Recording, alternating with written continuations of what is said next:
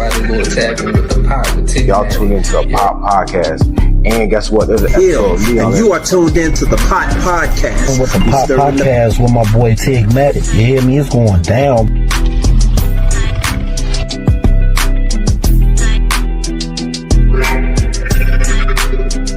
To follow the Pot Podcast with Tigmatic. That's that number one.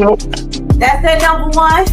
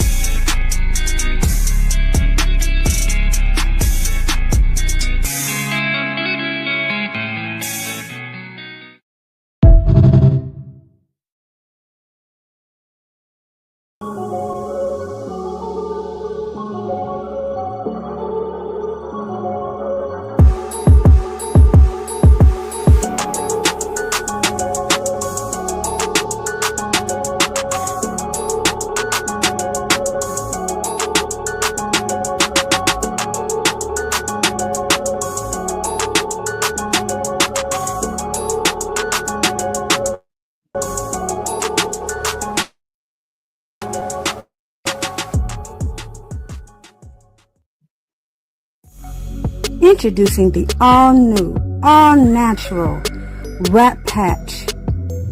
The smoking bandage for broken, stale, cracked, torn cigars, cones, cigarettes, wraps, you name it. Here we have a stale cigar with 2 holes in it. We're going to take our brown paper wrap patches and we're going to tear it in half because a little goes a long way. You lick the shiny adhesive side of the wrap and then you apply it to the damaged area, smoothing it over as you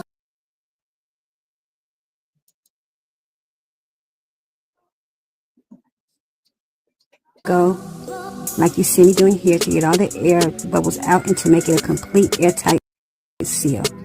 We're going to take our other side of our wrap patch and do the exact same thing with the other hole. These are our brown papers. And now we have a completely new fixed cigar. No need to throw it out, no wasting money. Now we have the same cigar, completely broken in half. And these are our white colored papers. As you see, the shiny adhesive side is the side that you lick. Hold your piece of your damaged smoking vessels together. Apply the wrap patch. And it doesn't even have to be perfect. These are how well and how good the wrap patches adhere. Smooth it around. You can add heat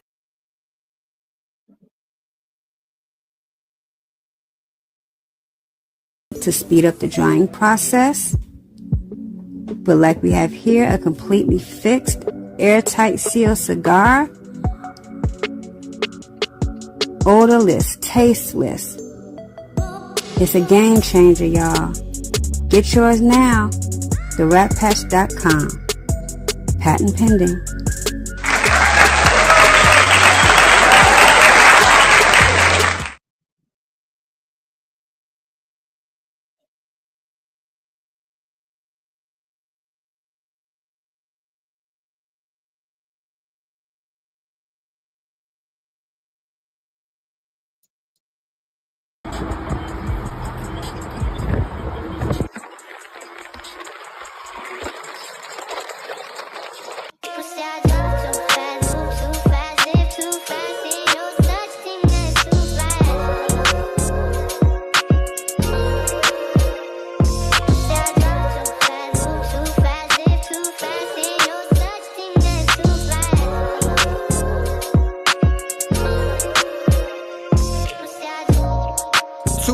Manolo. Freshly fitted in polo.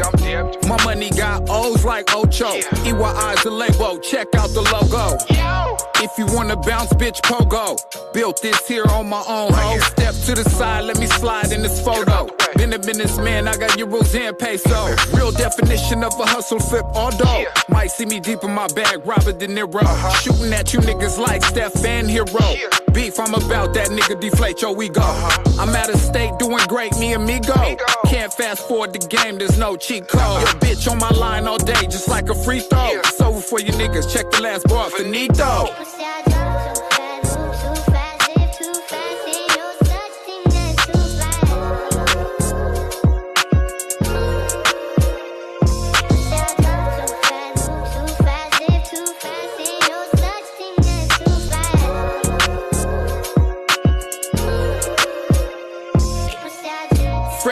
And I fit right in. Knocked the bitch and we spent the night in. First night was like a burst of life. Second night she invited a friend. You fake niggas all like to pretend. Don't mind me, I'm at it again. I'm ahead so close, all I see is the wind. It's a little too late for the competition. Not to mention, I've been penny pinching. With a sack so fat, I don't need attention. I got connects with Jordan, I'm the real pimpin'. Soaking in my thoughts, call it double dipping. Choose the right light, you can never lose sight. Take a leap of faith, it's great, you'll be alright. Pop the champagne, it's the ace of spade night. They betting on me like a Floyd Mayweather fight.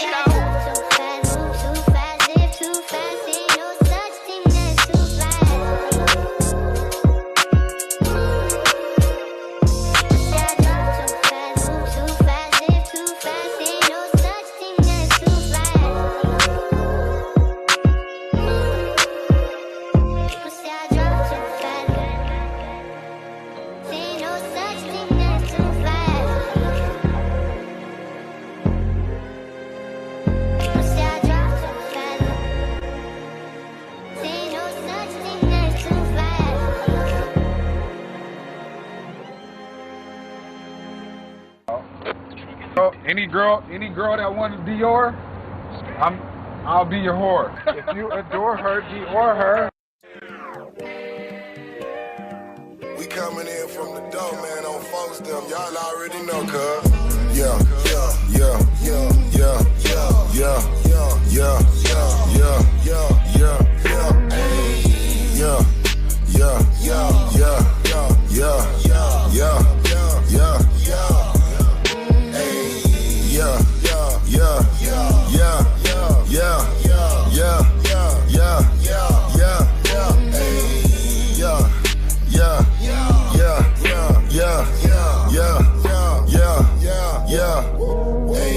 I rock all this white like I'm godly.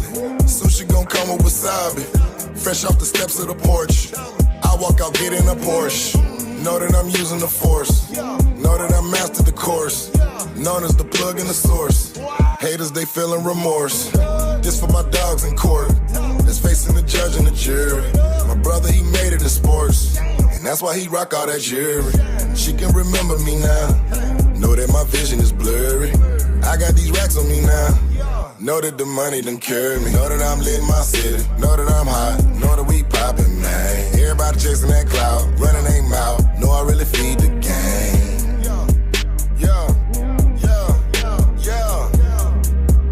Hold up.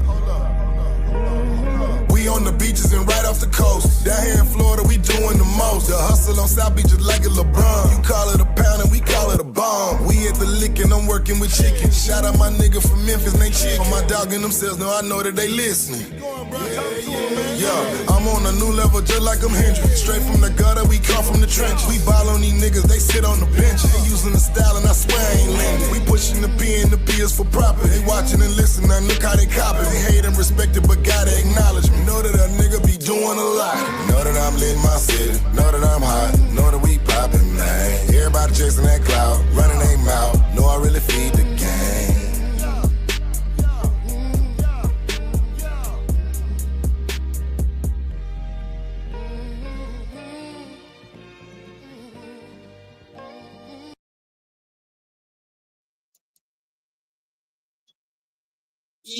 Yo, what's up, y'all?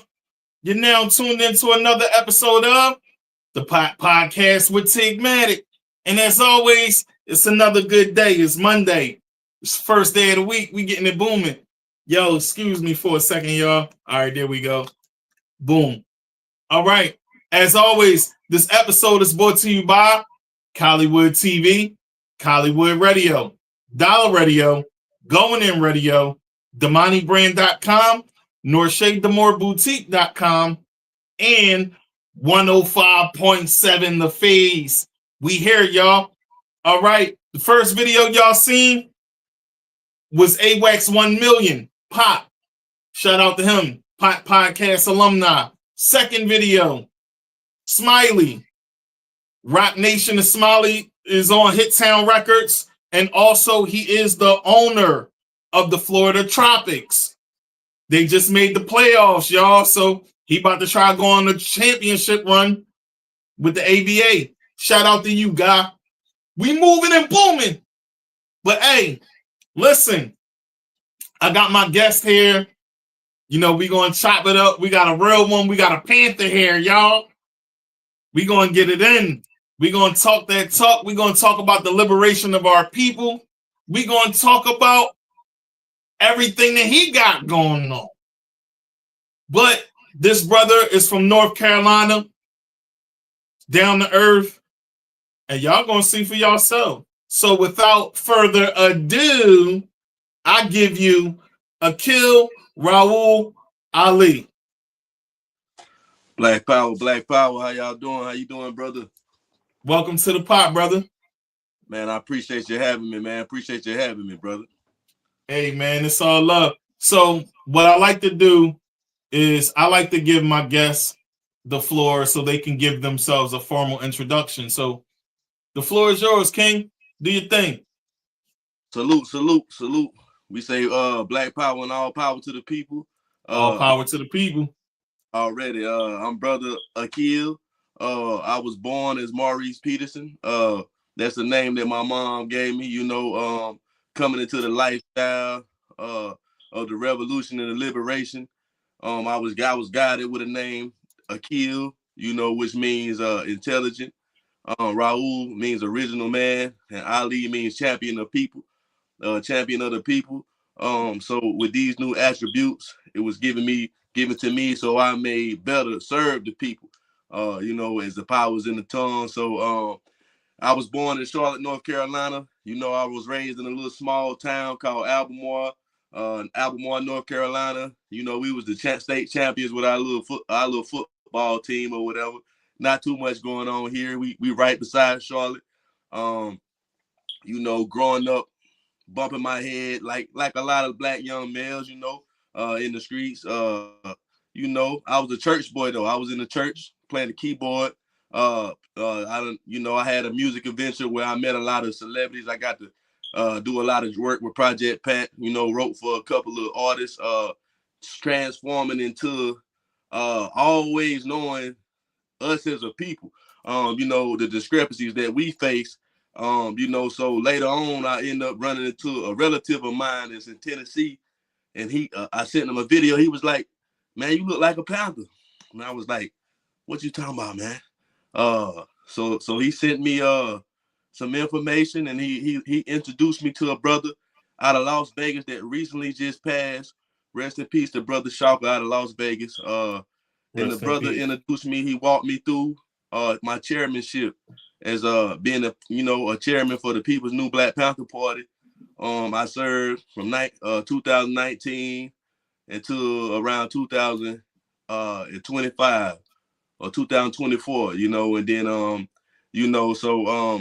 yeah, man, I'm for the people, man. I realized that I had done a lot of destruction in my ignorance and my blindness. So I made a declaration to my own self to spend my life with liberating and teaching these young black males that the streets ain't where it's at. The gang banging life ain't where it's at.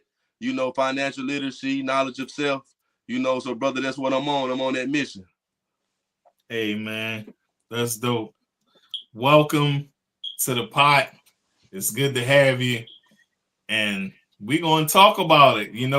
Not only are we going to talk mental health, but we're going to talk about your walk and your journey as well. So it's good to have you, bruh. You can't hear me? All right, hold on. Look like we lost sound. I'm going to jump out and come back. There you go. We can hear you. How about now? Yeah, I don't know what's going on. Every time we got these big guests here, y'all, it's getting goofy. Here we go. Hopefully this should work. Peace, brother. There you go. There you go. Was y'all able to hear me, brother? We was able to hear you.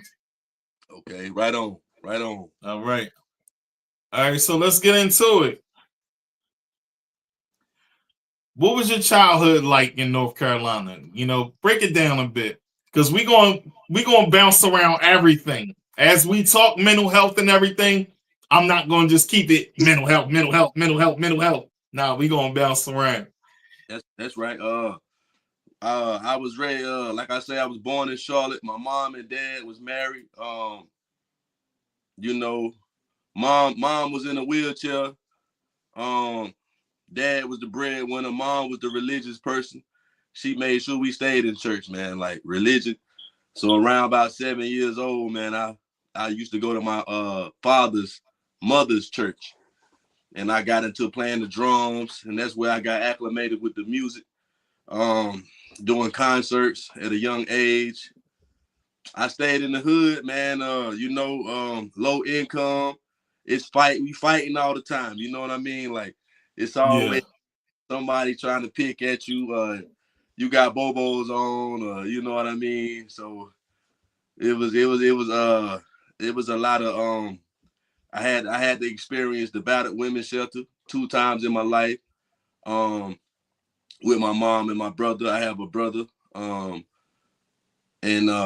moved past that. Shoot, man. I say, when you say childhood, it's just taking me back. I remember some of my childhood comes to, I was that kid, man. A lot of our families, man, our mothers and lack of education, man. A lot of people be just throwing their kids on medication, and you just, it's the daycare for a lot of parents, unfortunately. So I had to go through that stage of, but I always studied people. Like, even as a kid, I would study. And I'm like, wait a minute, mama, they asking you, do you want to give me this medicine? And I'm like, you told them they can give it to me. You know what I mean? So as a man, as a boy, I'm learning how they expect me to act. I'm mastering it, but this is not just, this ain't one thing to me. This is to all Black kids, and even down to the white kids, where they are pushing. Big Pharma is the big drug dealer of America. We know this. Yeah, that's the biggest drug dealer. Drug dealer. That's facts, bro. But I grew up with mom and dad. Around about 14, mom and dad, went through their little split, but they stayed there to make sure me and bro was good. They worked it out. I got along on the wrong path. Around about middle school, I became a dope boy. I'm out here hanging with cuz. Daddy told me, Daddy was like, stay away from that. Don't you hang around. Don't you hang around them. You know how it is. You tell them kids something, they gonna do the opposite. Sure enough. That's a fact. So That's a fact, man. I grew up real fast, brother. I found myself holding down trap houses, doing everything wrong. I thought I was right. So I done got from the childhood. So it was pretty much like mom, dad, school, teachers, what's going on at the house, you know, this and that. There was love, man. I remember the village, man. I remember when you had to hide the so-called dudes in the streets, they wasn't playing. You couldn't skip school. You know, they running down on you. None of the stuff that's going on. Yeah, why you out here? You know. No, right. So don't be like me. Go to school. Right. You the one gonna change everything. I was that one that was like, nah, you the one. You know, I was pretty good in football, but reality of it, brother, I was illiterate. Let's be 100. I was illiterate. I was real good with that, but I was ignoring the work. I wasn't doing the work. So I suffered, but it was meant for me to suffer so that I may sit myself down and, you know, get it right. And I fell in love with education, brother. So I say around 2019, my feet and my mouth lined up. Oh man, that's awesome. That's awesome. First of all, I want to say thank you for being vulnerable enough to share that, you know, because that's something that a lot of us will hide. You know, if we was illiterate, we would want to hide that, but you kept the G. So thank you for that. Oh yeah, I appreciate that, brother. The thing about it is I wish to share my story so that these little kids, you know, like I would act out. They would put that test on my table, and I act out. I do something to get kicked out, but the whole thing, the reason I was doing it because I was illiterate. And that's what a lot of behavior problems come from them. The humiliation, like a lot of people don't understand the bullying that takes place in our community. You know, I remember fighting. I agree. I remember fighting every day. Kindergarten, my first day of kindergarten, brother. I didn't know nothing about no line. I done went up there and they started pushing me. I done passed everybody. Next thing you know, boop, I done popped somebody in the nose. Every day after that, 5th graders, 4th graders, they chasing us. You know, one day a voice came to me and was like, what you running for? I turned around and I stood and I faced that bully. And ever since then, I've been facing the bully. And unfortunately, the bully is America. Imperialism, capitalism. And they bully us with all of these so-called laws, segregation, and Jim Crow, Willie Lynch. And their biggest tool is the ones that look like us, brother. So we gotta stay. That's a fact. All right. So let me ask you. You kind of went out. Say something. Can you hear me, brother? All right, yeah, there you go. All right, so here's my next question to you. Before leadership, you were mentoring in 2014. What led you to start serving? I'm gonna go ahead and tell you, brother, it's crazy because it was always I turn around and my whole yard full of people. And I used to just be like, hey, man, y'all got to go. Y'all got to get up out of here. I used to run everybody off. And one day it came to me like, maybe they're around you for a reason. So I got the Crips over here. I got the Bloods over here. I never gangbang, but I was respected by both. So I'm like, well, shoot, let's do a community cleanup. Y'all want to be deep and we over here deep. Let's clean the community up. You want to serve this and serve that and do that. Okay, what you giving back to the people? Then, the first time I did it, it was just me and it was raining. And I went up and down the whole block. And the next time it was about 40 Bloods did it in the hood. So, I mean, it to me, it was always to me, it was natural. It was a common sense thing. Like I hung around older people growing up. Like my first role model was my 90-year-old pastor. Like I'm following her because I want to make sure you is who you say you is. And sure enough, brother, she was who she said she was. It led me to the mentorship because it was a lot of people that I seen was living a contradicted life of what they said out their mouth and what they did. So that's one of the reasons I never joined the gang, because I was like, well, who's the model? Who's the perfect model? This dude, he on people paperwork. This dude, this boom, boom, boom, boom. You know, so it's like what they say, become the change that you want to see. That's you know, right. So that's what it is, brother. Like, I'm seeing people. I would be on the block with these brothers that want me to believe that they gangsters, that they killers. And as soon as the police come, they start running. I'm talking about running like the devil done jumped out of hell, brother. So I'm 15 and I'm like, hold on. I ain't running. I ain't running from y'all. Y'all got guns and I ain't running from y'all. Why I'm finna run for them? So it made me start digging and researching. And you know, you start realizing a lot of our so-called behavior come back from the plantation. Oh man. You know, that's definitely true. You know what I'm saying? But to want to inspire others to bring out some change in your own community take a lot of guts. Because like you mentioned earlier, there are things that come from that, like, you know, scrutiny from your peers, you know, a lot of people clowning you because you want to be that force and that change. That's right. You know what I'm saying? So I'm going to ask something off my questionnaire. Before I get into these other questions, I want to know this. What's a misconception about the Black Panthers that people have that you want to set the record straight about? Well, a lot of people want to think that we know what the original Black Panthers was. So I was a part of the, a newer era of the same thing. But a lot of the misconception is that we was a hate group. We was a hate group. We hate the government. We hate white people. And this was a misconception that I often see that aligns with whenever we decide to love ourselves first and do it ourselves first, and deal with our dealings first, in the form of Black nationalism, it's a threat to white supremacy or their comfort.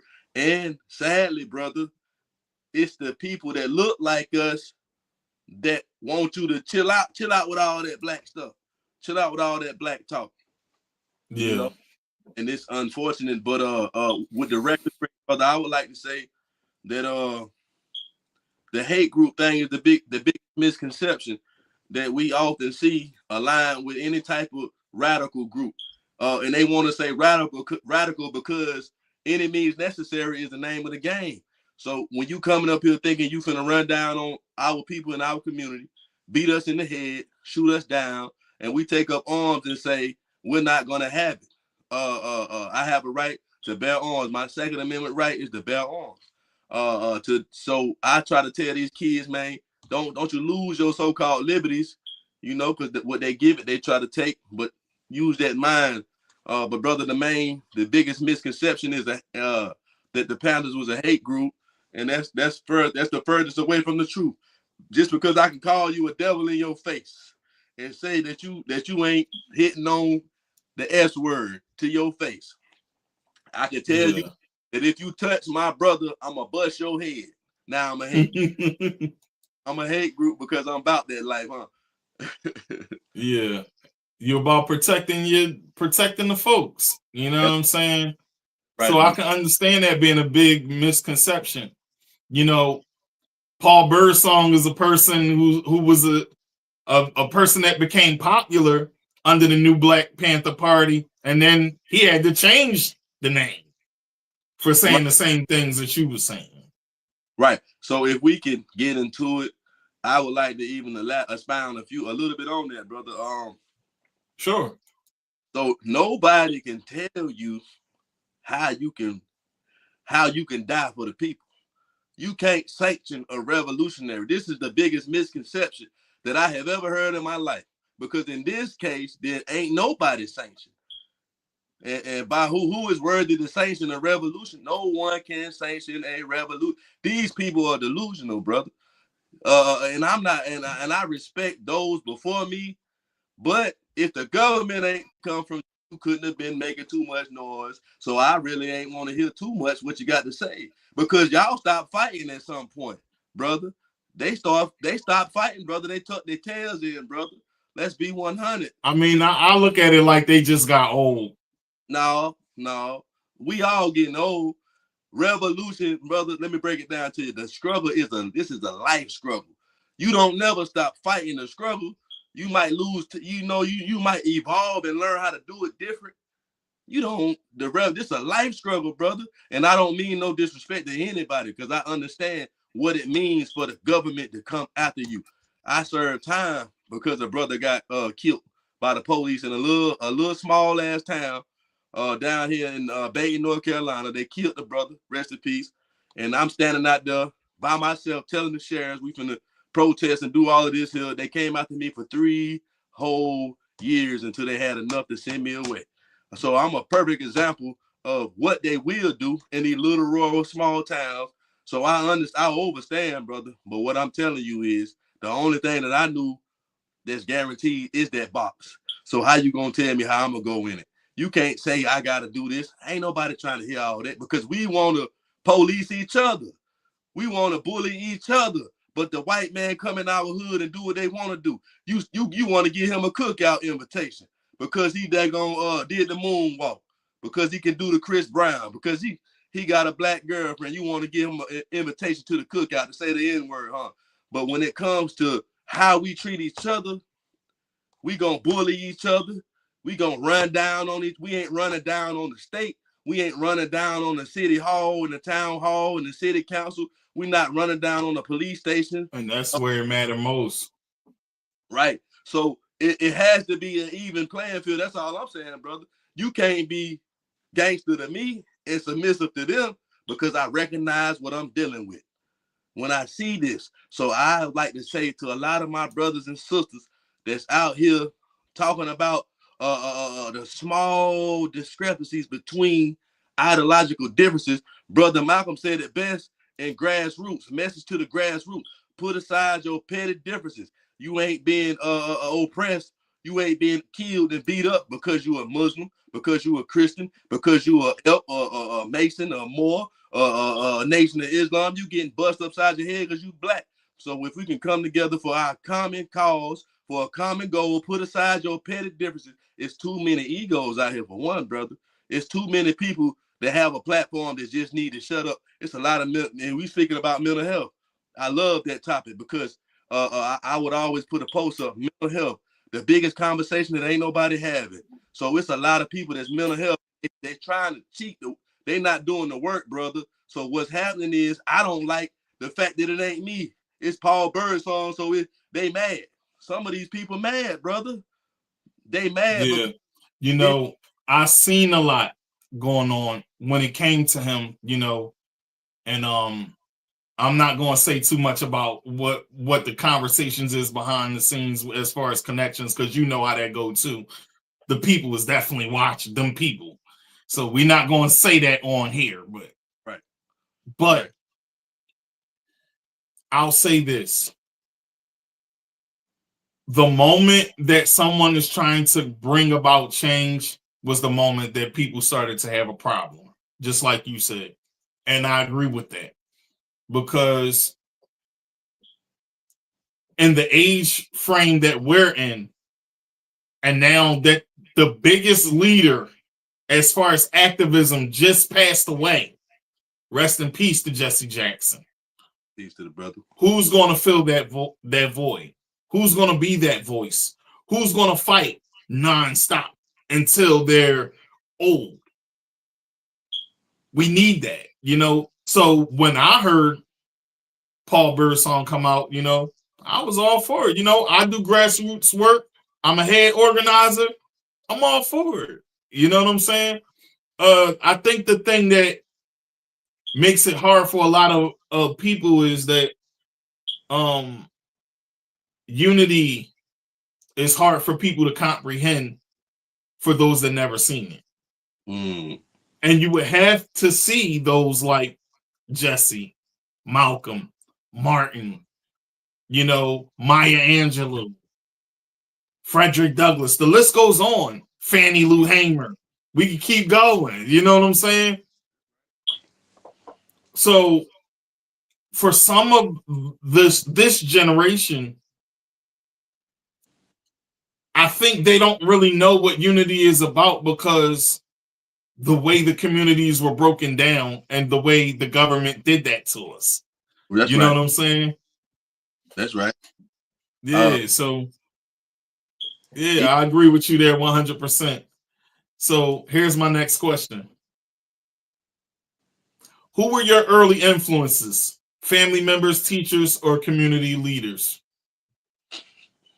I would have to say, out of the list that you said, it would be family and community leaders. So who were those people? So I would have to shout them out. I gotta shout out my mom because seeing her in a wheelchair, pushing forward, raising two badass little boys. Mom definitely inspired me, cause how she would get up and go, and I see people that can walk and won't even do nothing, brother. They won't get a job. And I gotta go back to what I said. My pastor, Mother Rosamond Hubbard, rest in peace. She was the epitome of what I stand for and what true revolution is, brother. And I salute these people. And I, for a while I was thinking that it was the church, Christianity, like, oh, that's what that is. But you start to realize that when you have a one, Muhammad Ali, Malcolm X, it don't matter, Bruce Lee, certain people, they gonna have different ideological differences, but they represent so well and it revolutionized what they do. So them are some of my early influences that was, in front of me that I was able to, put my eyes on. All right, that's dope. That's dope. I'm Christian, by the way, so don't go too hard on us. Listen, our beliefs are our beliefs. I'm not going to tell nobody what's right. I'm not going to tell you what's wrong. Your belief is your belief. You know what I'm saying? Right on, brother. I will say this though. White nationalism. You ain't Christian if you're doing everything that you're doing. Straight like that. Christians don't kill kids. Right. Christians ain't molesting kids. Right. These people that's doing that in the name of Christ, that ain't Christ-like. I'm gonna just say that. You know what I'm saying? They don't belong to Christ. They belong to Beelzebub. Straight like that. I do a lot of work in the church, brother. I just did a Black History poem in the church. We got wherever my brothers and sisters at, that's where I'm gonna go. If they in the mosque, I'm gonna go there. If they in the church, I'm gonna go there. If they in the homeless shelter, I'm gonna go there. They in the crack house, I'm gonna go there. For sure. I love and honor and respect my true believers. Know the word, right? So I was that guy. I used to take my Bible to school in middle school. I was at middle school. I hadn't read Proverbs, the whole Proverbs. And I'm wearing suits in school. You understand? So when it comes to the word, what happens is you evolve and you start seeing what Yahweh Shua or what Jesus was actually saying. And you start seeing who came after him and why. You understand, brother? So it's not about attacking anything, because if you ask any of the disciples, was they Christian, they're gonna say no. It wasn't no such thing. Yeah, God didn't say be a Christian. Right. God said take these teachings and follow me. Mm-hmm. And we weren't supposed to be putting no stamp on what we are or who we are. Right. That's the prophet. Christ was against religion. Let's be clear. This is why I said what I said as far as nationalism and how they try to use the Bible and Christ as the reason why for what they're doing, but they're not following Christ. They're following something else. You know what I'm saying? Of course. But yeah, we ain't gonna get into all that. You know what I'm saying? Salute to all my. Tell me about. Go ahead. What you was about to say? Salute to all my true followers of the Most High of the way. salute to y'all because it is some real ones out there. You know, salute to y'all, but the rest of y'all get right. Be what the Bible say, be real and be still. That's all I'm saying. That's right. All right. So tell me about an experience you had that made you aware of injustice. What was the one that really got you aware and made you make the conscious decision that you chose? I would say it's no one act. It's a series of acts. The first thing that ever happened to me, I was around 7 years old, and I was walking home with my Mexican homeboy Jose. Shout out to Jose Uber. And we used to fight all the time. So he done did something to me. I done popped him in the nose. His nose. I ain't even hit him that hard. Nose started bleeding. The police right there. Boom. They called me the N-word. Throw me in the yard, and I'm like, put him in the car, take him home, try to get them to take papers out on me. A series of events took place, brother. Learning the law and seeing that they don't follow the law was the biggest thing that let me know who we was dealing with. Studying the true nature of these people that govern this so-called land, allowing me to know that they speak with a double meaning when they say something, and it's called legal English, legalese. So I really paid to talk like, you know, but brother, it's a whole art of deception. We're battling so many warfares, brother. Psychological warfare, bio warfare, chemical warfare. You know, but me seeing the injustice, brother, might have to come with the biggest one is sitting in jail, having to make a bond, and being innocent. And then, you know what I'm saying? Like, this is the discrepancies that so many black males, so many people face, because it's all about, are you that number? Is you the one that the DA need to fill his quota with? So let's talk about it a bit. Tell people a bit about your case, what happened, and what was the end result. Oh, wow. I would say I've had whew, you say cases, brother. In this town here, I gotta clean my glasses all down. Shoot. Man. Like I say, I was out there selling them drugs when I was younger. You couldn't tell me nothing. So I would say I was a product of my past. And it didn't, and to them, they didn't really care about the fact that I wasn't that person no more. The fact that you fit the description, you know. I would say around 18, around 17, 2017, I was right here in front of my place of business. I had my son and my daughter, who was about 7 and 9 years old at the time. And I just pulled up and I witnessed I witnessed the police cruiser go by. And then it comes back again, but the guy jumps out, the detective jumps out and immediately tries to take me to the ground and calling me different names and get on the ground. And I'm like, you don't even know who I am. He was like, I know who the F you are. We the ones set you up. So at that point, I push him and I take off so my children wouldn't see it. It didn't matter about nothing else. I didn't want my kids to witness. After that man came out of his mouth and said that to me, I didn't want my kids to witness it. So I ended up, you know, getting some. I wasn't under no type of, you know, restrictions or anything for them to even, you know. I know that you got to have probable cause, and this private land. They came up on private land. So this is the game they play, man. They think we all stupid and we dumb. Plenty times. I remember being in middle school, brother, and just walking the block, and the DTs ride by like, oh, we gonna tell the fellas you snitching. So I know better than that. So I ain't even pay that no attention. They come back by, You think you hard with your mama pantyhose on your head? I done picked the rock up, tried to hit the DT. They jump out with them tasers on me. And I'm like, do something. And they like, man, who is this?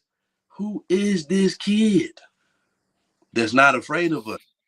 And brother, I went to the prison and jail. Of course, I was doing little small stuff, but they didn't care about this. But I went down specifically because I was not afraid of these people. And I was standing and looked them in the eyes. I had a detective tell me, he said, you would have been killed if you was in New York or in Chicago. They would have been killed you. This is what the detective say, you know, but man, I got that fire. That fire wouldn't give it to me to fight against nobody that looked like me, but it's meant to fight against the big bad wolf that everybody think they scared of. So they had to let you go.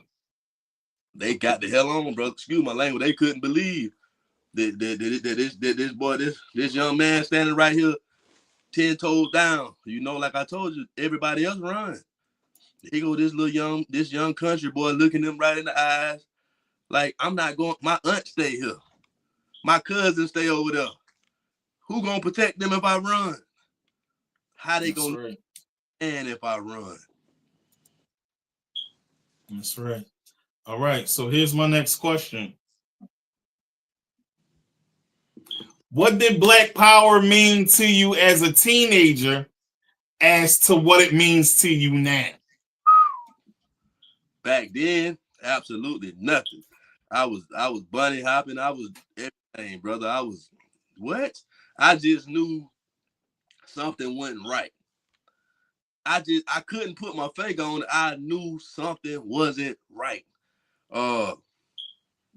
Black Power wasn't even in my vocabulary back then.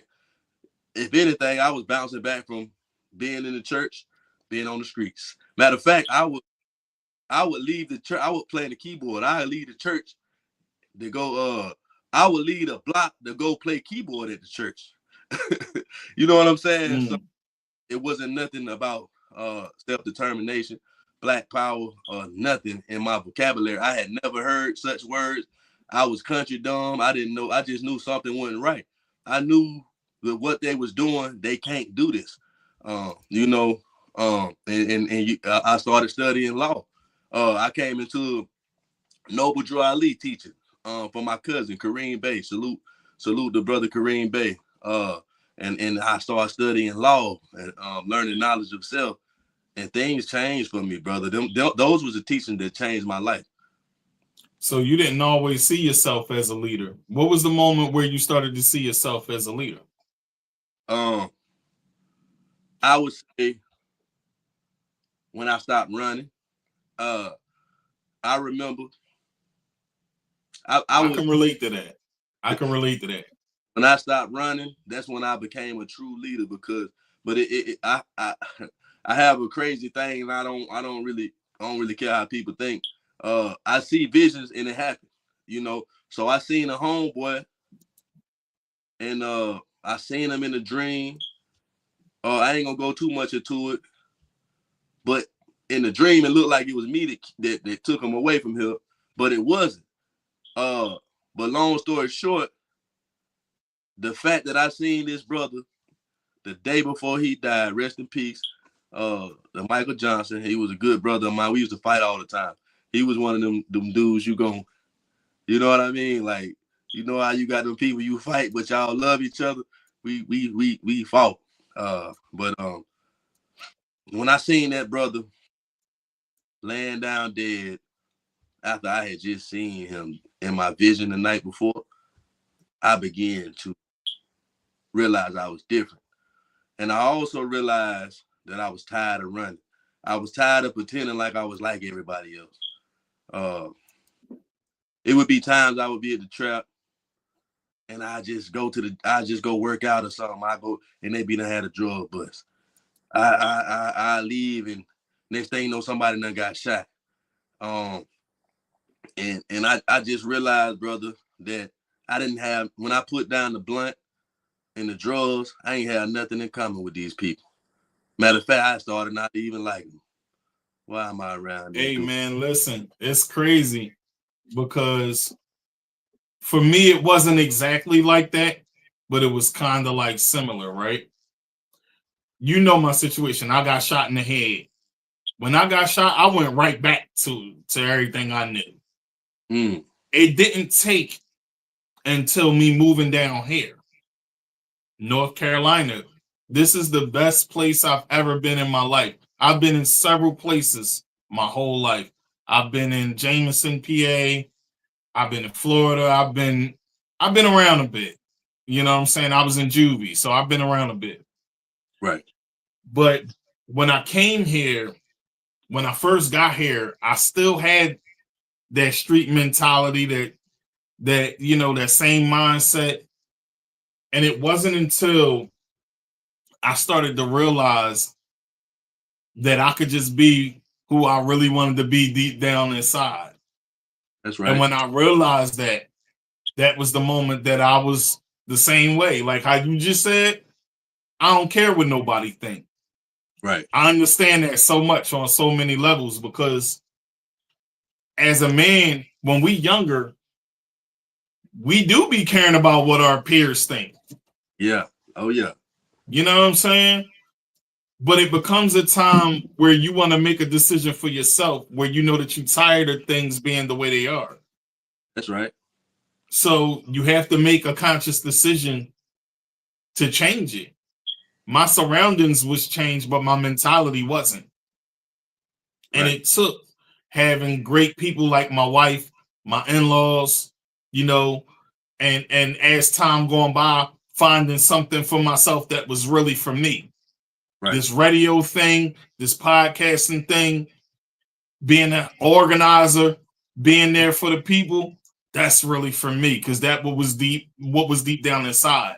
So I understand that sentiment and everything that you say, man, because that's something that people are afraid to do. Be themselves. Be what's deep down inside. You feel me? True, so brother. I salute you for that. You know what I'm saying? And I thank you for even saying that, because that made me want to say exactly how I felt about that, you know, because when I went back to the street, folks was telling me like, bro, you got shot in the head, bro. Get out the street. But I wasn't listening. My wife was like, look, it's time to get out the street. I was trying to fight that. That's powerful. Lo and behold, when I got out the street was the moment I could grow. I stopped smoking. I could see things clear. So I agree with you, man. I agree with you, man. And you know, a lot of people need to hear things like this from our leaders, because it helps bring about awareness to what is and what ain't. That's right.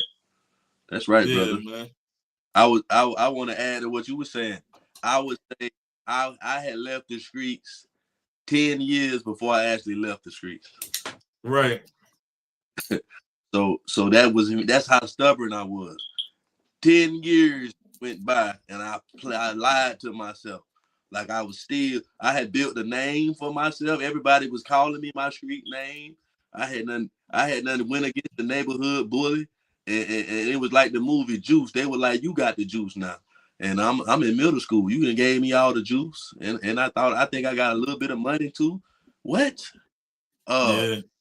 Ego got to acting a fool. I fought that ego for 10 years, brother. Hey man, my manager said this, and I've been saying it ever since he said it. Ego means ease God out. And a lot of the times, the reason we don't want to change is because God be talking to us and we ignoring him. Oh yeah. That's real talk. Like, so that's what ego is. We think we know more than the creator. We think we got it all figured out. And then he calls us for doors to close. That's right. So that you can grow up and do what you was already meant to be doing. That's right, brother. That's you know what I'm saying? So for us, that mentality might have still been there, but what was in you was already in you all along. It just took for you to submit. You know what I mean? That's right. Absolutely, So, brother. Absolutely. yeah, that's all it took. That's all it took, man. So here's my next question, man. I'm feeling this conversation, Ali. Salute, brother. Likewise. All right. All right. How did Charlotte's social climate influence your worldview? I would say Charlotte, to me, coming down here the way it's slow and then going the way it's fast, Charlotte inspired me on a whole nother level. Like, I have lived back and forth from Charlotte, Albemarle, Atlanta, Charlotte, Albemarle, Atlanta. Charlotte gave me the feeling that I could do anything, that there was nothing that was stopping me except for me. Charlotte made me look at those big old buildings downtown and say, how can I tap into this money? Charlotte made me ask questions and find answers. The social climate of Charlotte was free enterprise. It was like, what you gonna do, man? You gonna get this money or not? Even no matter where I was at, even when I lived in the low Proverbs areas, you know, well, I would say poverty areas, it was the same. It was like downtown is right here. It's the hood, it's downtown.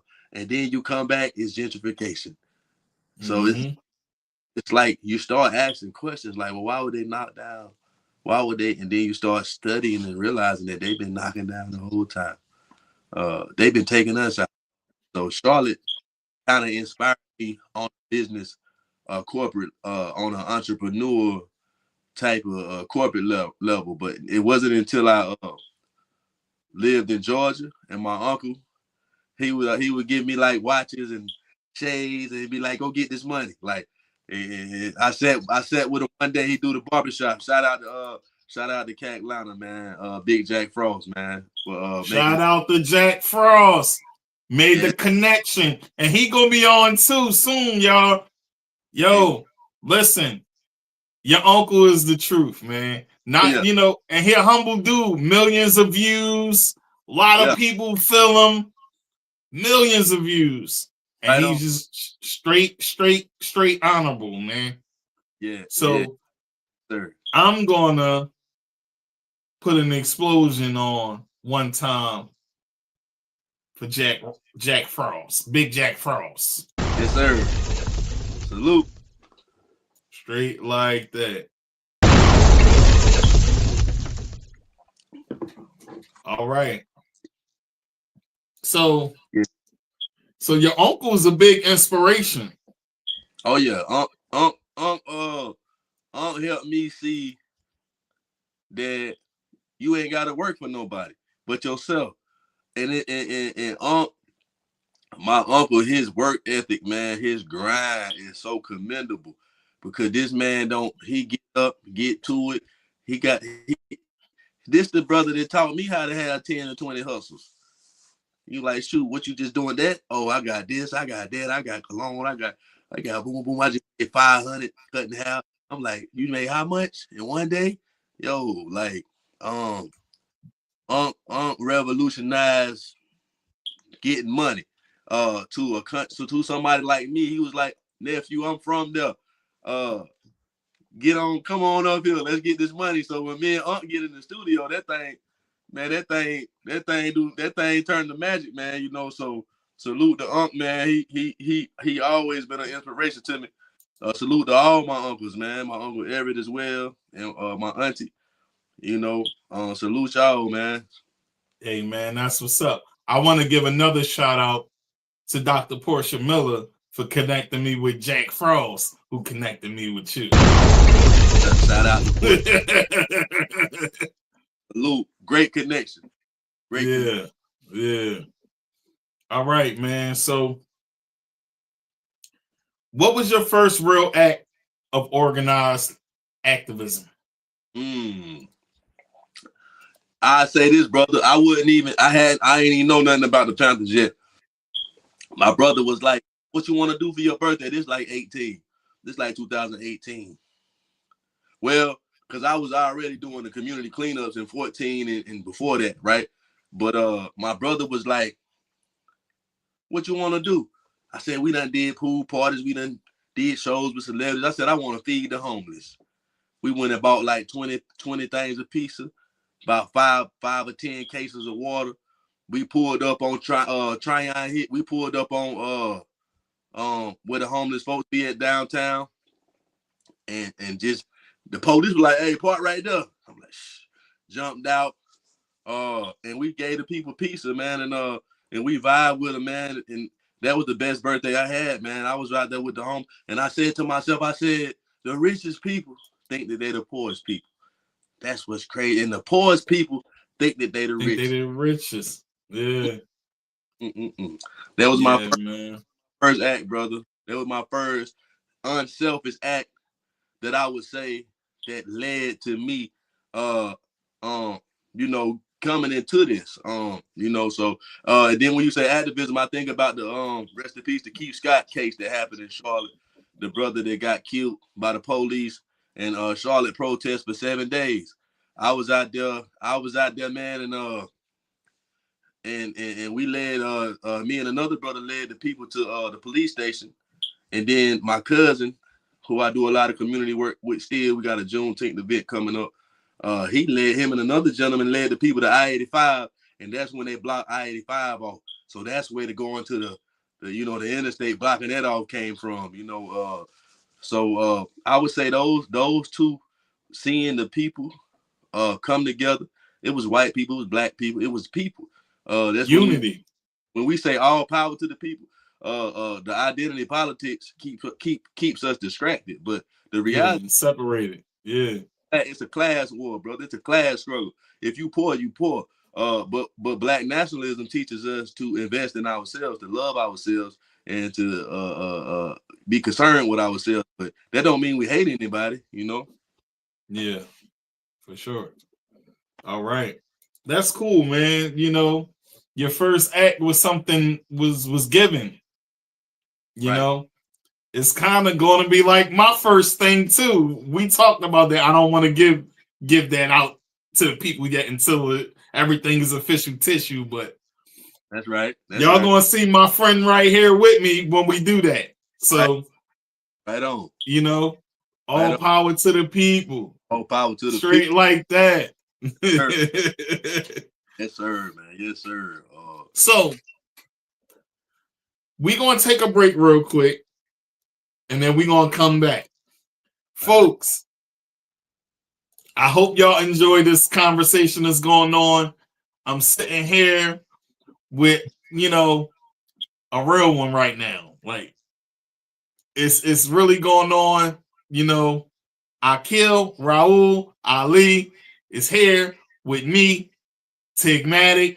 We talking, and we'll be right back, folks. Collywood TV, Collywood Radio, Dollar Radio, Going In Radio, TheMoneyBrand.com, and NorShadeDemoreBoutique.com. We'll be right back.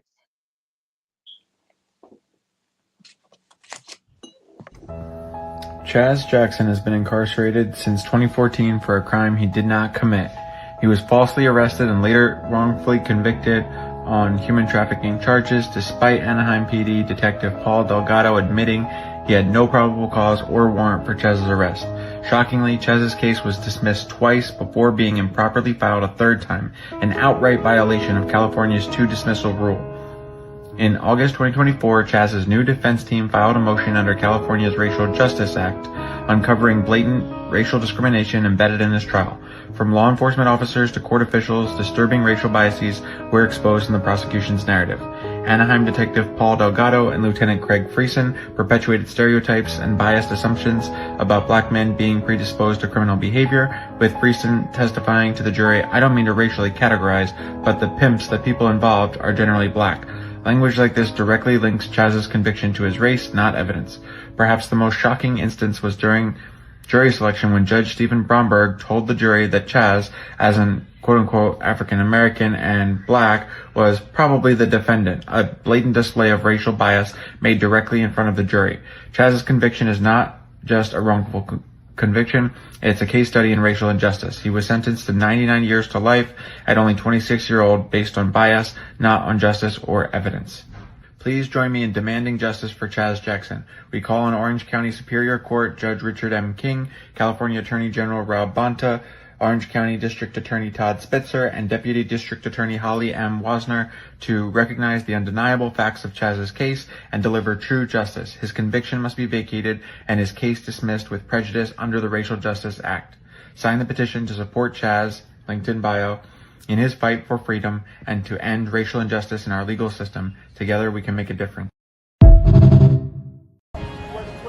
Break down! Power! 51 shots! Break down! Power! Next thing will be big impact! Yeah! 2 times! Break down! Where we at? Outside! Where we at? Outside! Where we at? Outside! We want that smoke, where we at? Outside!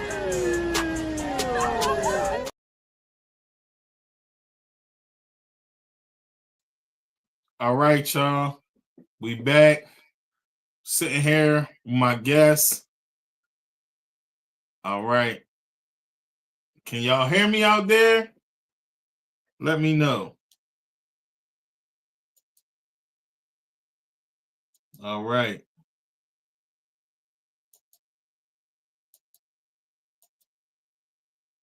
We back. We back like we never left. I'm feeling good. I'm feeling great. It's a Monday, and we here. My guest is back, and we off that break, you heard. Free Chaz Jackson. Yes, sir.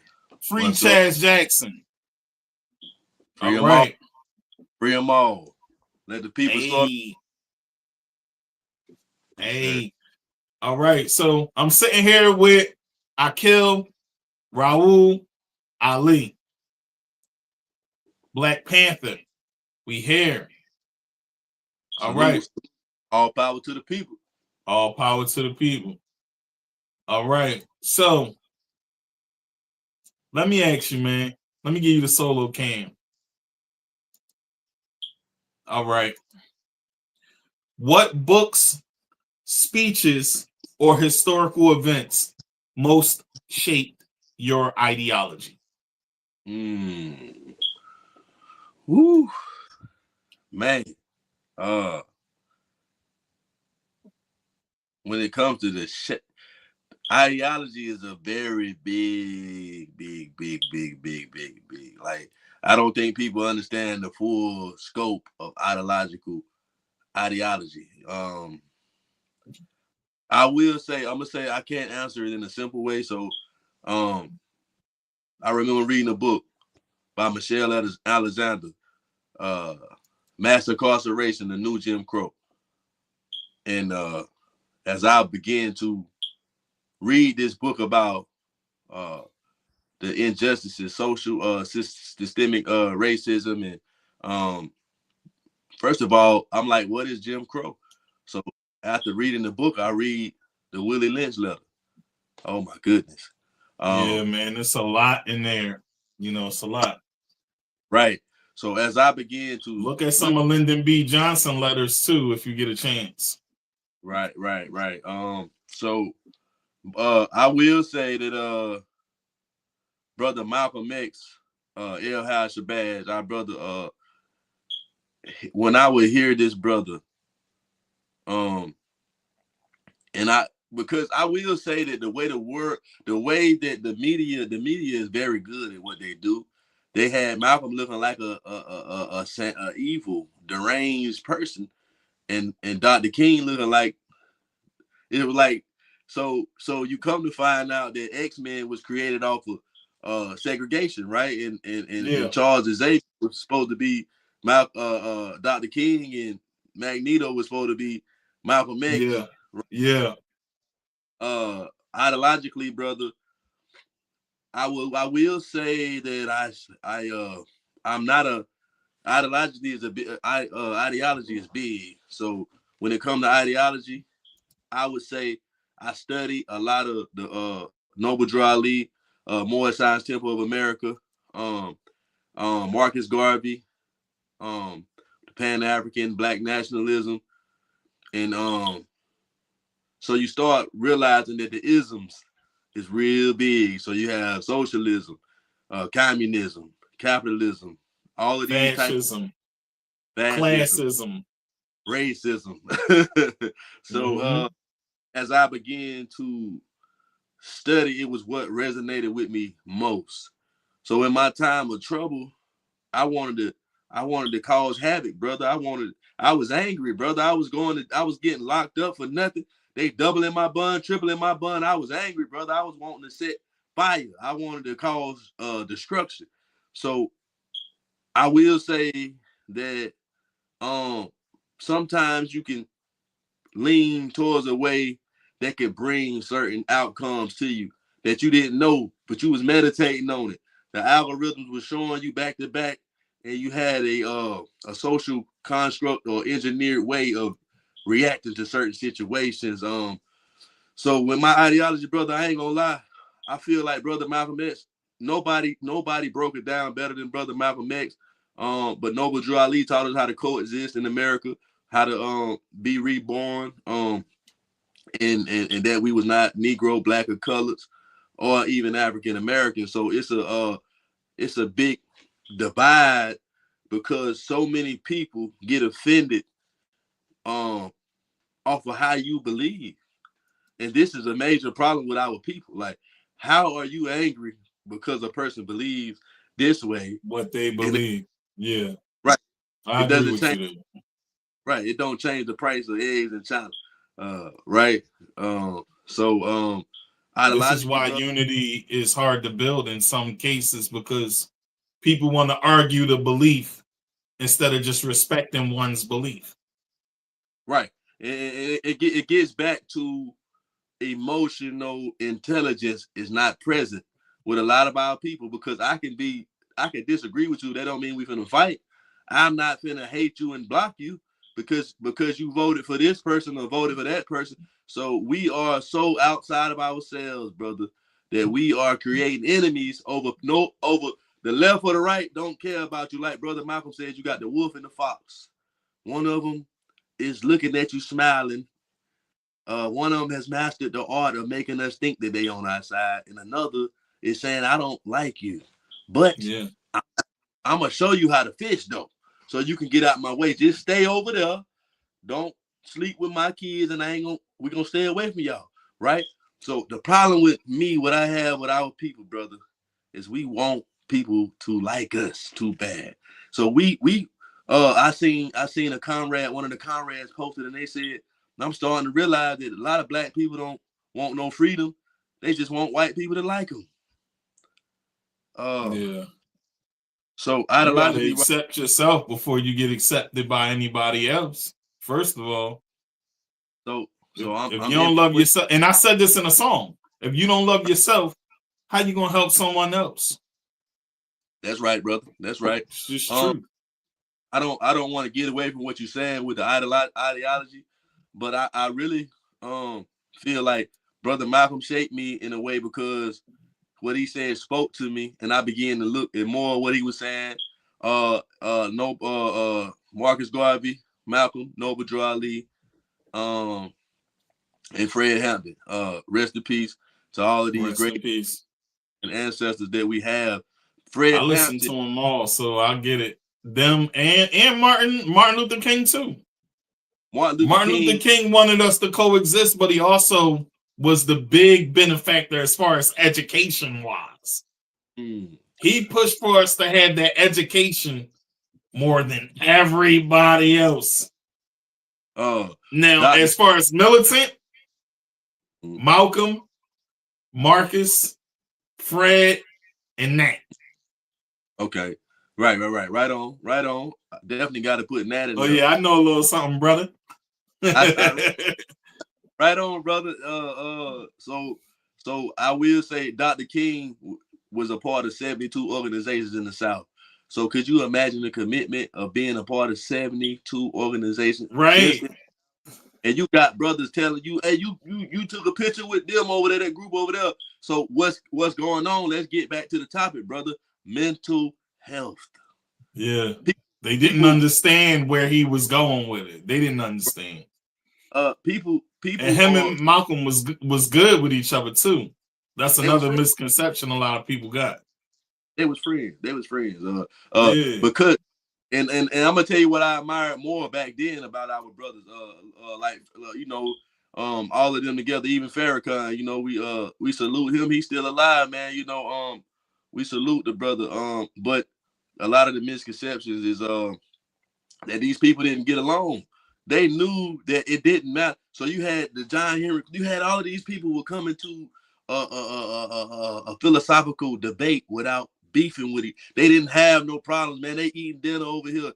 We're literally getting so emotional over different ideas that we are creating enemies over stuff that nothing is concrete, brother. None of this stuff is concrete. What we do know is that there are discrepancies. We do know that redlining, gentrification, and de facto segregation. We know that my name is not my name. I know that this language is not my language. I know that I'm not an Englishman, but I speak English. You understand? Right. Ask questions. Where do I go beyond 1600? Where do we come from, brother? So it's the people that they keep distracted, that their minds are so busy that they haven't even sat down and asked certain questions. They too busy drinking, smoking, turning up, another girl, another dude, another club, another shot, another blunt. So you can't even focus because you ain't. So the blessing and the curse is getting the opportunity to sit down. Prison to me was a fundamental shift where I began to become the analytical brother that I am today. To sit down, I had a black brother that was a sheriff, and right before I went in, he said, man, he grabbed me. He said, you can go in here and never come out. He said, or you can turn a negative into a positive, and by the time you process, you coming home. And as soon as I got on that bus and I got to that camp, I read it differently. I said, instead of correctional facility, I read it like this: correct yourself in this facility. So I took the time, brother, to like that. I made myself strong where I was weak. And I started realizing that I'm on that journey to be the best version of myself. And I'm the only one in my way. What you call it again? Correct yourself in this facility. Instead of correctional facility. Correct yourself in this facility. Instead of correctional facility. Right on, brother. Right on. I like that, man. Came to me, you know? Yeah. All right. So tell us about sacrifice. What sacrifices have you made the moment you chose this path? Whew. Brother, I've had relationships where they be like, oh, that's all you talk, like this really all you own? Like knowledge makes you and when you real, you got to be real. So I've sacrificed like dope relationship that I really wanted, a certain friendship that I really admired and enjoyed, certain places I used to go, I just ain't going no more, brother. So the sacrifice is great, but it's worth it. I'm often alienated, but it's amazing because I love myself. I enjoy my company. So you become the person no one wants to be accountable. Accountability is not popular. So as an accountable person, a lot of people just ain't want to be. So people pick and choose when they want to come around, right? I got often brothers want to come help me, but a lot of times they don't because they know. And I'm gonna tell you, I get on my game and my brother's bad because when I see you a Crip, I say, brother, that means community revolution in progress. You standing on your square, you down for the people. I see your blood. I said that means brotherly love override oppression and destruction. That means you on your square, you down for the people. And when I see you behaving in another way, you an enemy to the people. So I'm the brother who gonna say, you better not shoot your gun over here where these kids at, because you can't do nothing but kill me. That's the only thing I ever knew that was problem. So I run down on these. I run down on them, brother. Let's go. No. I can dig it. I can dig it. I love that, man. I like your acronyms too. Real dope. Right on, brother. Right on. You know. Oh man. All right. So, how did your family respond to your activism? Oh, whew. Man. A majority of my family behind my back would say I'm in a cult. They would call me Farrakhan. They would talk. They would say I'm Tupac, Farrakhan, and Malcolm X, and Martin Luther King. What they don't understand, we are our ancestors. You understand? So my family, my uncle, Big Jack Frost, the only one, because he got knowledge of self. You know, he rep the 5% nation.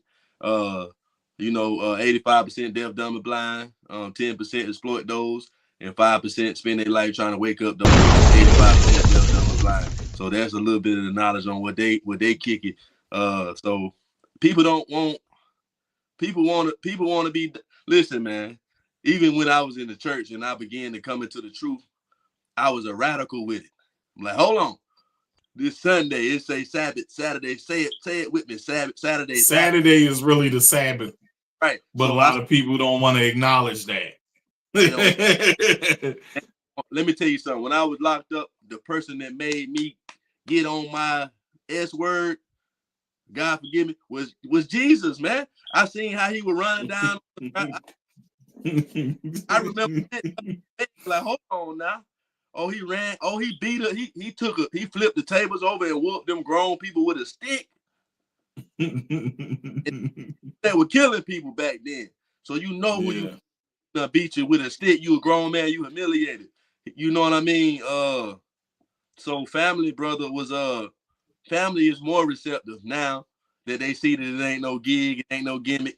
This who he really is. So they receptive. I have a cousin that he bridged the gap between me and a lot of the church events. I was very, very assertive before I did my bid, and I learned to be less assertive because the problem, too many people are trying to assert their ideas on you. It's either is or it ain't. You either reaching for truth or you're not.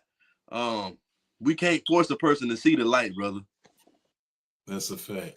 That's a fact. You can't, and whether they do or they don't, you just got to love them regardless. Right. That's a thing that people just can't understand. Whether you agree with me or not, I still love you. You still my brother. That's right. That's right. The hard part for some, but it really shouldn't be. You feel me? All right, here's my next question.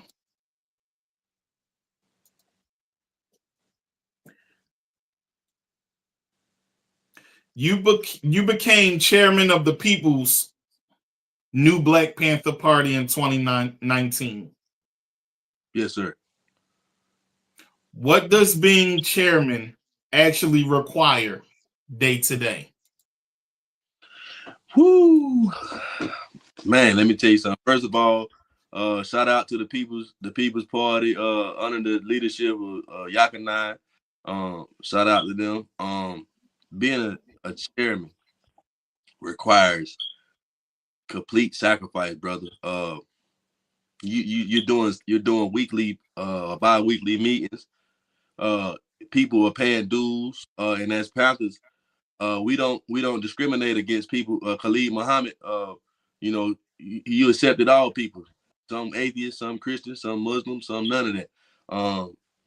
The requirements was you constantly meeting with because the first time, brother, it was me and a couple other people. And I was the fire. So it's like, I'm young, so I had ran into a sister that was out of that had served with Fred Hampton Jr. And she would kind of give me a lot of guidance at that time. And kind of like, quote like Minister Huey, and a lot of things, because at that time, brother, I was just a knowledgeable person. I was not very knowledgeable as in Panther ideology and what the ism was that we was allegedly claiming. So the day-to-day for as a chairman was learning. It was being unselfish. It was forever just a leader in general is forever learning new material, forever becoming more useful for the people. Organizing events, coming out of your pocket, paying for everything by yourself. You might collect dues, but on number 1 or 2 people, nobody might not pay. 10 people might pay, or nobody might pay. Guess what? The event still has to happen. That's right. Having to grab the mic, having to inspire people, having to talk to people that don't. First of all, no offense to the church, but when people think you're a church in the community, they start walking the other way, and that's bad. That is terrible, brother. So I would have to say, this ain't no church. Boom, boom, boom. So the brothers would be back there with their 40s and they blunts over there, and I had to often reiterate how much I love our people, and I go slightly off topic because Brother Kareem Ture said something very powerful. We must develop an undying love for each other. That's what's not present, brother. That love is what make you realize, brother, you shouldn't be doing that. Sister, you shouldn't be wearing that. You know better than that. Do you know how divine you are? Do you know that life comes from you? You understand? So when you get that love, it looks different. It behaves different, brother. It ain't the same. So it got to be in you. It can't be on you. The problem is with too many so-called Panthers and any type of people in organizations, it's on them. It ain't in them. That's right. And I understand that sentiment, and I want to go back to what you were saying earlier. When you were saying earlier about how people looked at you like, oh, he in the cult, or that ain't who he really is. A lot of the times, people don't be understanding this is who I was meant to be from the beginning. That's right. Everything else I was doing was the fake me. That's right. Because now the real me is being presented in a way where you might not like it and you might have a disdain for it, and that's fine. But this is who God made me. That's right. I can't change it, and I'm not going to change it. That's right. So I understand that. Right, brother. You know what I'm saying? I definitely understand it. All right. So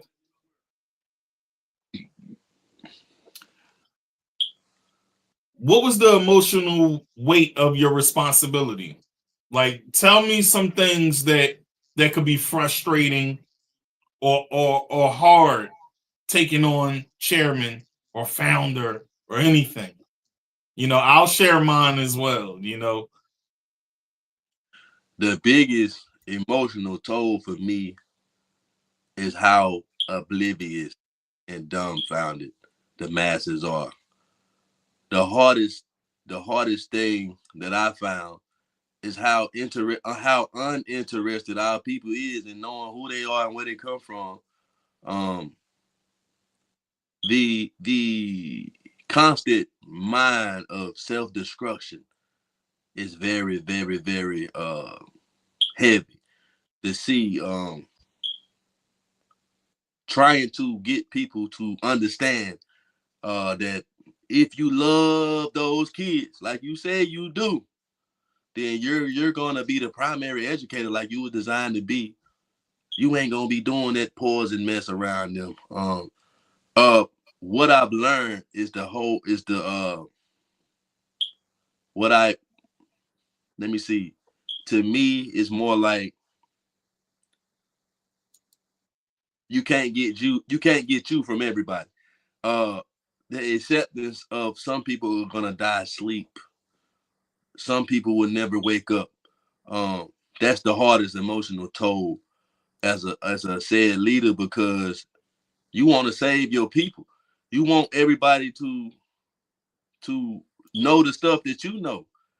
So I believe it came down to what's more important. I love all my people, brother, but I had to adopt something like an 80-20 rule, right?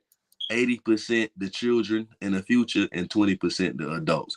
Because the adults gonna fight you the whole time. They want to tell you that they're Israelite. They want to tell you that they're Nation of Islam. They want to tell you that they are more. None of this has to do with us liberating ourselves.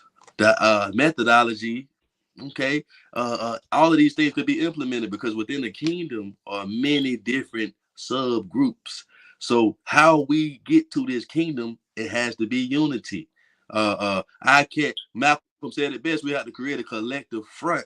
I'm not disrespecting you in public. You're not disrespecting me. But when I see you, I'm gonna say, brother, I disagree with what you did, and I felt like you could have did it this way, and it kind of made me upset. This is what real is.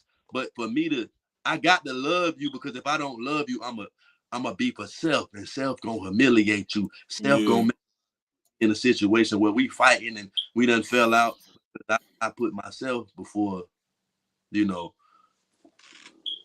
Ain't no I and we. That's right, brother. That's a saying that's been said for the longest, but it's true. There is no I and we, and we can't get to unity if we're thinking about self. That's right. So we just got to come together and have that same collective mindset. So that's right. I agree with you there, brother. All right. In 2021, you were decorated during the 100-year commemoration of Black Wall Street in Tulsa. What did that moment mean to you? Oh, man. Tulsa, let me tell you something. That entire, the level of euphoric feeling that was surrounded around, for the first time, it was multiple formations there. You had so many formations that for the first time put aside their petty differences and came together. Brother, the people treated us like we was the Avengers, brother. They was, I'm talking about white people, Asian people, everybody, black people. We came with our, man, they came, they greeted us, and it was for the first time, like, we felt appreciated, because I've been places and people be like, why are you here? Black people, you understand? Tulsa was so magical to me as a country boy from Charlotte, Albemarle, North Carolina. It showed me like how much bigger the world was, and how much it was an old lady, and I remember saying to the lady, I said, we here for I was saying something, and she was like, no, baby, y'all did that for us. She said, we fought them and they killed us. Did it feel magical being in Tulsa? Brother, it was magical, brother. The fact that everybody has accepted what was done, and they started paying reparations in a form, this is amazing. It was exhilarating. The people, man. So because I had been doing the work. Remember, I told you I was doing the work, but I didn't get decorated until 21. Let me tell you something. It was so amazing. All the formations was doing their little their gun safety checks and stuff. And as I was being decorated with my pins, I got to see all the brothers and sisters that I would see online. And it was amazing, brother. It was so powerful to me, because I'm an early revolutionary. I was speaking kind of in the sense of how you was, coming in, and it was so powerful. To me, it was a pivotal point that I realized. This is how crazy it was. We was over 1,000 deep, right? We're down, and I have never seen a SWAT run and hide. The SWAT team ran behind the building and stayed and never came out. We had the gun clubs out. We had all the brothers that was very highly trained that was escorting. 7 o'clock, they sniper. We got a sniper on them. You understand? So this was a powerful thing. It was a stance. It let the world know that you're not going to exploit us. You're not going to kill us. We're going to get the land. We're going to get the property, and you ain't going to bomb us this time. You're not going to take it away from us. We're here to fight by any means necessary. The people had a collective front. For me to see that, man, that was very powerful. Yeah, man, I can imagine, that's one of the places I want to visit myself. Tulsa is definitely the place on my bucket list. I've been to LA, been to Florida, Miami. Tulsa's the next spot. Right, right on, brother. All right. So what lessons from Black Wall Street guides your strategy today? The biggest lesson, brother, to me is security.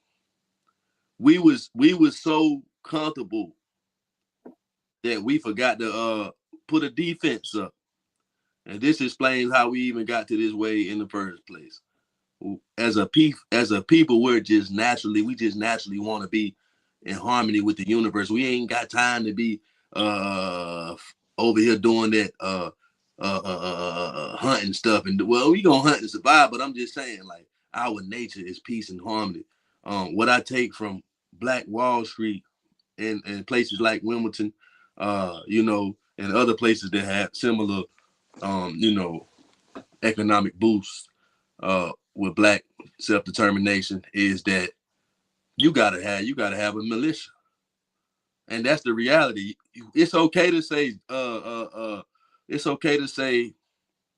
in the name of Allah and in the name of Jesus, but when Jesus sent the Israelites, the children of Israel, to go to them places, it was it was war. The book of Ecclesiastes tell you there's a time to kill, a time to mourn, a time to cry, a time to laugh. So we find ourselves in a position that where we just want to be left alone, but they ain't gonna never leave us alone. So what I've learned is we have to have the same thing they got. Everything America got, we need it. So we need our own everything, especially our own militia. So if America was not so hypocritical, it wouldn't be against us having our own everything that they have. Because guess what we gonna still do? Spend about $2 trillion a year with them. Because we have been engineered to go against ourselves. So what I got from Black Wall Street is that us coming together was a major problem for the powers that be. Yeah. We can't have them over there making that much money. The money that they was making, the stories, man, the fact that they now teaching it in the schools, is powerful. This is why, and BLM grassroots, one of our biggest things is build Black, buy Black, and bank Black. That's right. What I'm saying? Keep the money floating in the same circle, because it's happened before. And when it happens, our buying power and spending powers is nothing like they've ever seen. Now, if we keep that same dollar in the neighborhood, man, listen, it'll be a force to be reckoned with. That's right, brother. The day that we control the means of production is the day that we achieve true freedom. Economic security is at the forefront of what we need. Everything else sounds good, but without no economic security, we have nothing. Absolutely. I heard a brother say, we getting killed in the streets and locked up for all of this time and done wrong because there's no economic consequence for doing Black people wrong. There's no economic consequence when you shoot a brother in the streets, when you when you frame a Black man, get him life or get him the death chair. You understand? There's no economic consequence, and this thing is by design. So we must get to the point that where we able to yield economic consequence. And that's the only way, brother. And I say that it's better to raise a nation than to try to wake up a nation.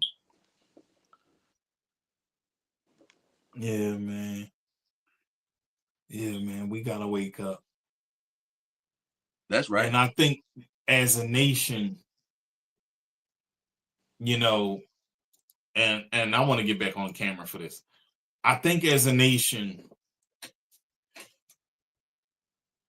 the reason they don't really want us to progress is because they see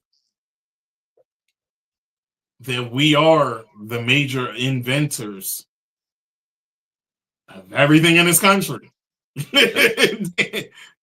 The computer chip, GPS, heart surgery, everything, you know. But if we could acknowledge that, give us our just due, and things could be harmony all around the board. But you know, it's not like that because they think they're superior. And for real, we all human. We all bleed the same blood when we get cut. It's the same color. But for them, this color, because they can't get this color. That's right. Is why it's like that. And it's going to keep going on, but we're going to keep fighting the good fight. And we're going to do what we got to do. You know what I'm saying? All power to the people. Black Lives Matter. Grassroots is Black Lives Matter. Y'all know what's up. All right. Here's the next question. All right.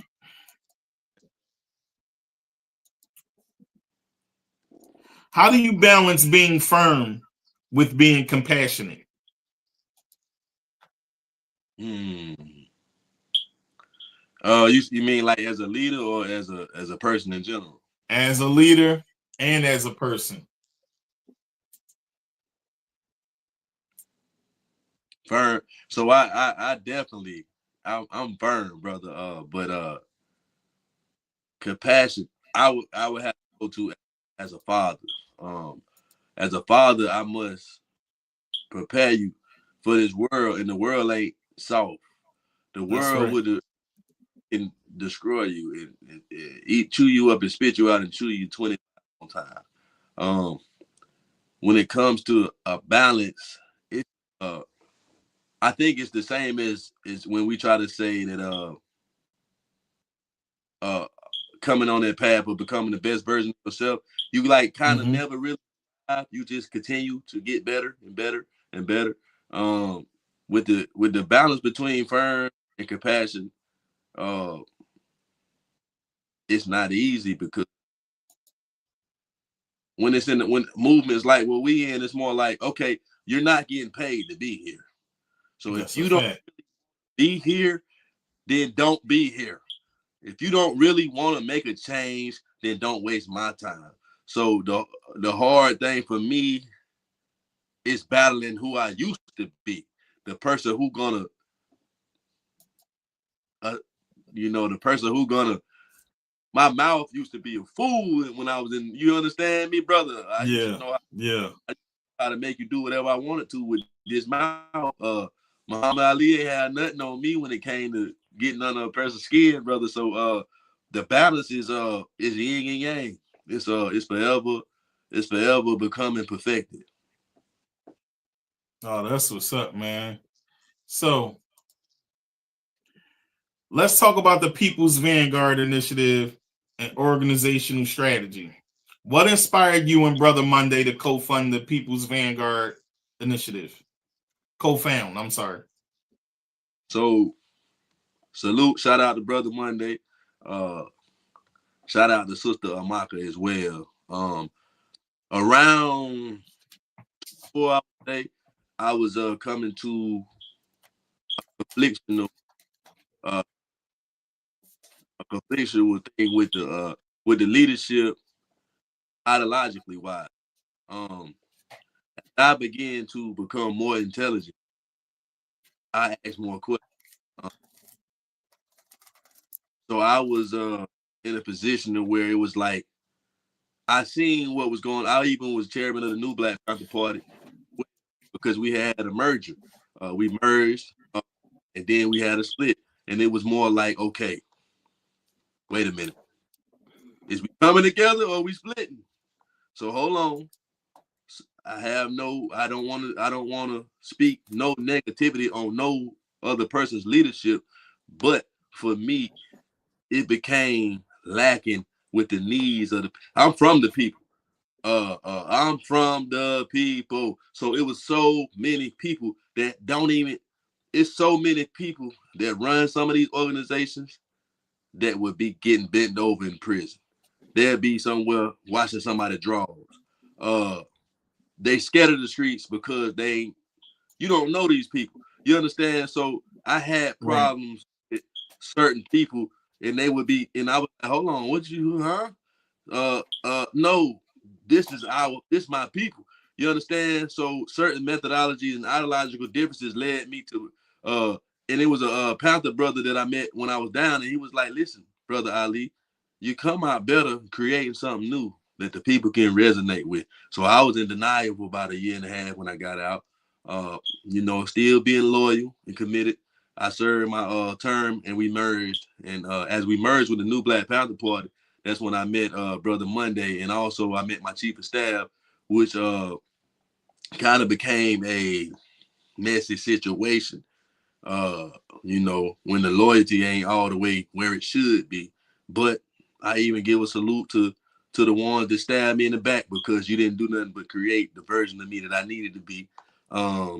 So the People's Vanguard initiative was something for the people, but also to protect the gift. So it's giving the people the tools of knowledge of self-determination, trade work for the kids, gun safety for the women. So it gives the feel of a lot of the Panthers without the hunky and all of the obscenities that would be screamed by a lot of the Panther. Salute my Panther brothers, but a lot of the methods are outdated. And because so many people feel that nothing great is coming, like the greatest leaders that we had are behind us. What a crazy way of thinking, that the best leaders that we ever gonna have already came and died. That's the foolish way I have heard people think. But this problem with me led me to understand that you have to separate, because if something is tainted, it's tainted. COINTELPRO did a great injustice to us as a people. COINTELPRO infiltrated all Black Power movements. It was issued by J. Edgar Hoover, and still to this day, COINTELPRO is running organizations, and you can tell, because even the Bible tell you that you know a tree by the fruit that it bears. So when you start looking at these organizations, you don't got no building, you ain't got no schools, you ain't got no bank accounts. What do you have for the people? So I look at you, I'm gonna look at you, and I'm gonna be like, I wouldn't tell nobody that you've been doing this for 20 years. You ain't got nothing to show for it. You understand? That's like the girl that be like, you out there hustling and you still ain't got nothing.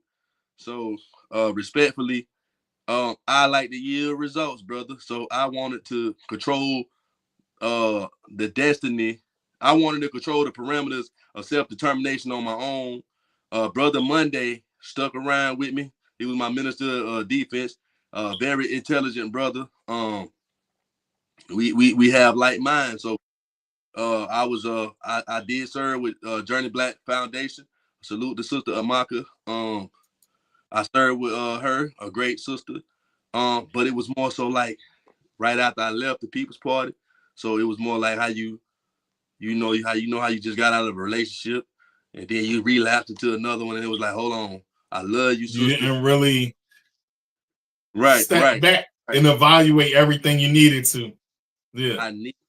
So with respect, we still real close to this day. But I had to come out from amongst certain ideas that don't go beyond a small bounce. It has to be love, brother. It has to be the principles of love. So, and also as you learn more, you change more. You understand? But you're really growing.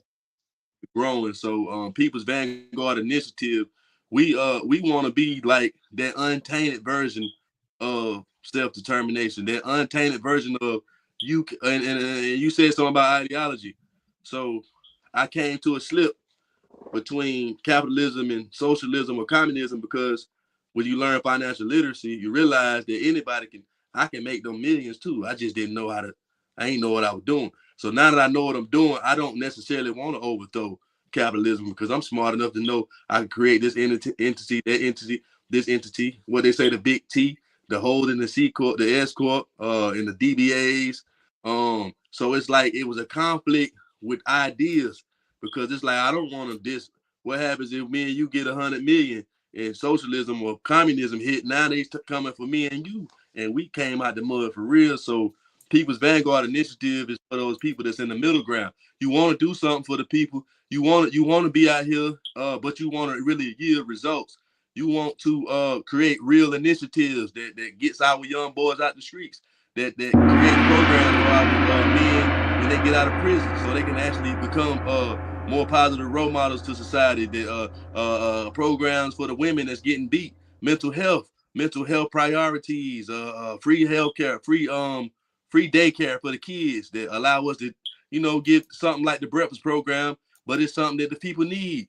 Free daycare. You know what I'm saying? Let's get this thing. Let's make it do what it do. Let's the hell with a protest. Let's let me teach you law. Let me show you how to do a federal lawsuit. You understand?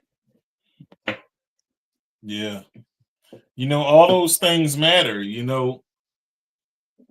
I'm gonna say this though. Protests do help in a way in today's time, to where we have social media. So when they see that, they have to respond.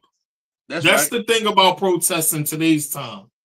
But I will agree with you with everything that you just said there, as far as programs, making sure that there's funding for things, because even in the organization that I'm in, the money's there. Like we do things for the community, but a lot of people don't think about this though.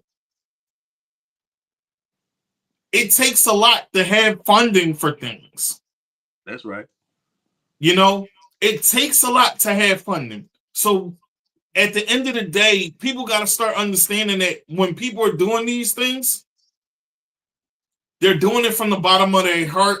And then people are really pouring out into these organizations and communities like yours, like mine, and all these other organizations.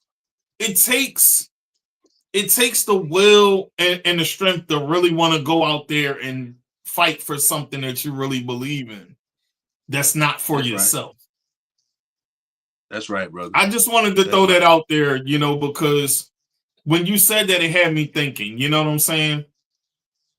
People be thinking, oh, people is just taking the money and scamming. Yeah, it is people that take money and scam, but every organization ain't scamming. You can see the results in the organizations. Pay attention and wake up, y'all. I just wanted to say that real quick. You know what I'm saying? Because a lot of people think the money grow on trees, and these things that are getting done for communities is just dropping out of the sky. Nah. That's right. It takes a lot, brother. We got the hardest community that there is to reach. Facts. They gonna clown you. They gonna look up your record and say crazy stuff. You understand? So I've had people that I been on the battlefield with, comrades that became enemies, and the problem is that you don't really know who's who, but you know who you are, and that's all that matters. Guess what? That don't stop nothing. That's right.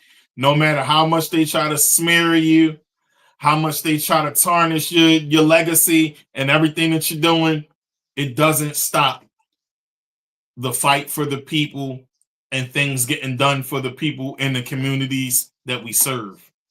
That's right, brother. That's right.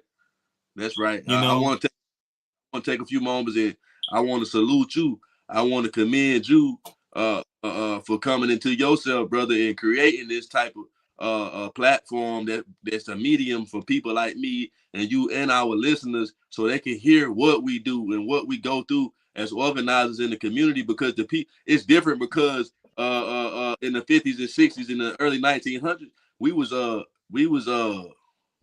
wasn't integrated. So you ain't had no choice but to go over to this grocery store that was black owned. You ain't had no choice. Malcolm said it best, man. You integrated so I can sit on the toilet beside a white man. That ain't no revolution. It was not no revolution. So we got to get back to doing for self. It's definitely a lot of nitpicking, and it's too much to me. Like, it's too much nitpicking with our people.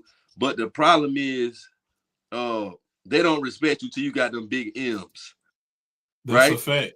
Nobody listening to me or you until then they gonna listen to you until the media tell them that they shouldn't. Like all this crazy stuff going on. That's why the goal and what I'm working on, I'm not gonna say too much, but we about to build a network, a media network of our own, so they can't control the narrative. That's right. That's right. That's They right. won't brother. be able to control the narrative. You I'm know, with you. when it comes to us anyway, let's be real. The whole world follows our pattern. We set the trends. When Migos came out with that song, it was actual factual, even though they was talking about themselves. But let's talk about us as a culture. We set the trends. That's right. That's right. The whole The world world has been following us for a long time. That's right. But guess what? That all came from God. God gave us the will and the know-how. So it really wasn't us. It was him. But they don't realize that. That's powerful. That's People powerful. gotta wake up, bro. But they say the likes of the I do like some of the ideas of a lot of our brothers. They say that we the chosen people, we the real Jews or Israelites, whatever. We are. So the lights We of the are. world shine. The lights of the world shine so everybody else can see. So as we shine, but the problem is when you don't know who you are. Knowledge of self is so prevalent and necessary that you can't even begin to have that type of love, that type of pride for yourself if you don't know who you are. If I'm telling you that the greatest thing you did was be a slave and get free, that's it. And get your patent stole from you. And get your husbands locked up. Your baby daddy locked up. Your other baby daddy did.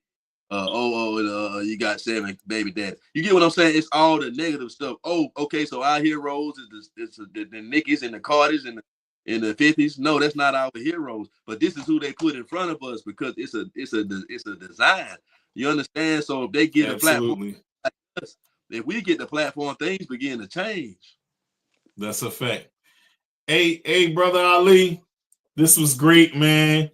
We got 2 minutes. So if you can, say anything that you want to say before we get out of here. I just want to salute you, brother Tigmatic, and shout out to the podcast. Salute to the people, man. Do something about your situation. Stop waiting on the change and become the change. All power to the people. Black power. All power to the people. Hey, man, stay on. I'm going to end the show out so we can chat a bit, but I'm going to end the show. All right, brother. All right. Folks, I hope y'all enjoyed this episode. Very informational, very deep, very real. We moving and booming. Y'all know what it is. 105.7 The Phase, Hollywood TV, Hollywood Radio, Dollar Radio, Going In Radio, DamaniBrand.com, and NorthShadeDemoraBoutique.com. Once again, it's your boy Tigmatic signing off. Have a good night. Love, peace, and light, and put God first. Always. Peace. What's up, y'all? Tune into the Pop Podcast with Tigmatic. Radio for the Pop Podcast with your boy Tigmatic. Interview. Pop Podcast, stirring the pot. So tune into the Pop Podcast with Tigmatic on Hollywood TV. Tune in to the Pop Podcast, my boy Tigmatic. And Going In Radio. You might get some good music and some knowledge.